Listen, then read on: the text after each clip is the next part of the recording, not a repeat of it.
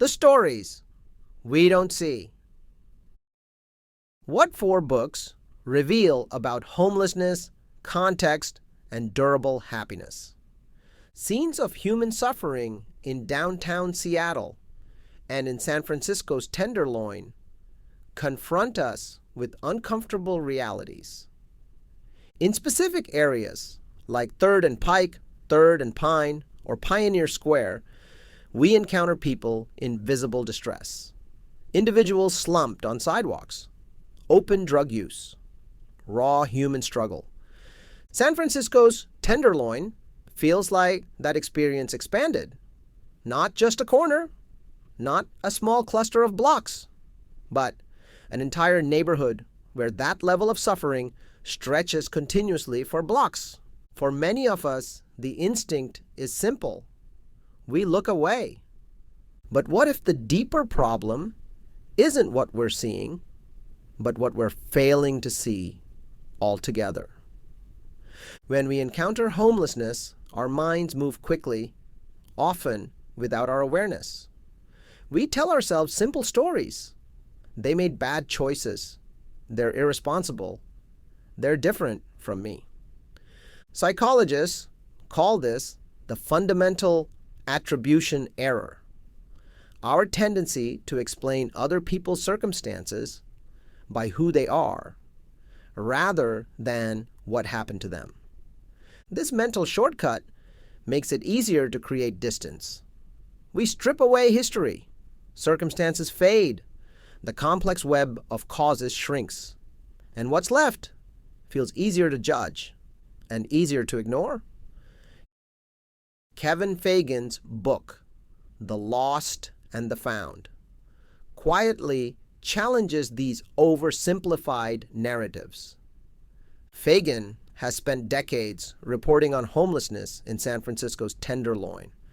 He doesn't parachute in for quick stories. He stays. He watches lives unfold over years, sometimes decades. What emerges isn't a morality tale. It's a web: mental illness, childhood trauma, brain injuries, addiction, rising housing costs, and missed opportunities for intervention. The power of Fagan's work isn't argument. It's patience.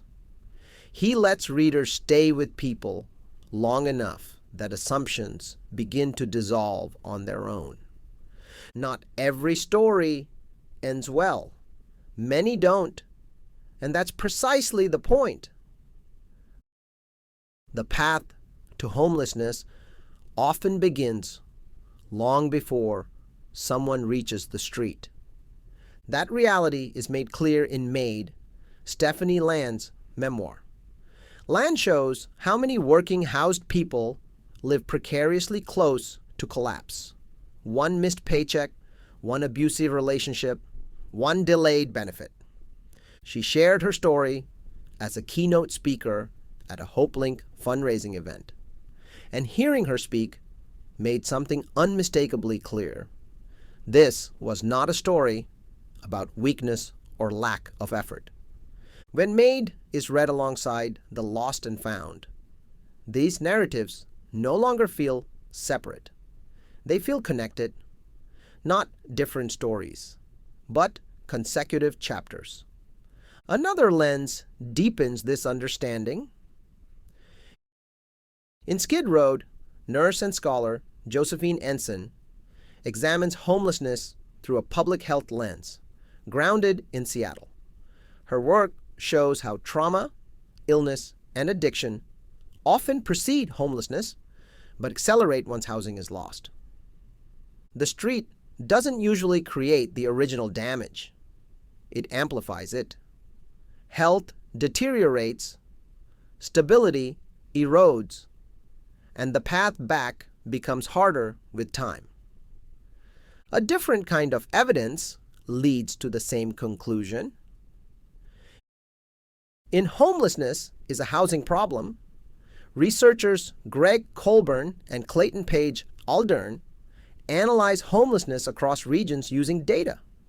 Their finding is clear and uncomfortable. High homelessness rates track housing costs, not personal failure.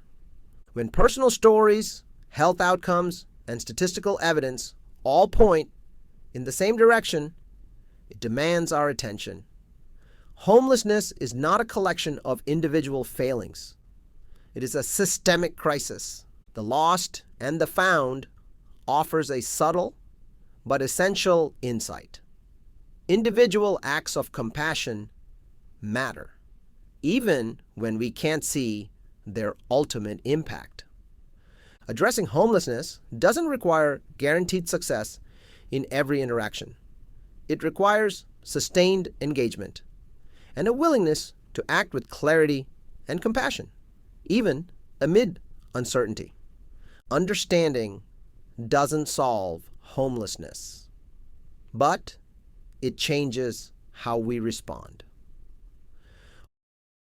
Over time, through these books and a shift in 2018 that pulled me from tech into nonprofit work, something became clear.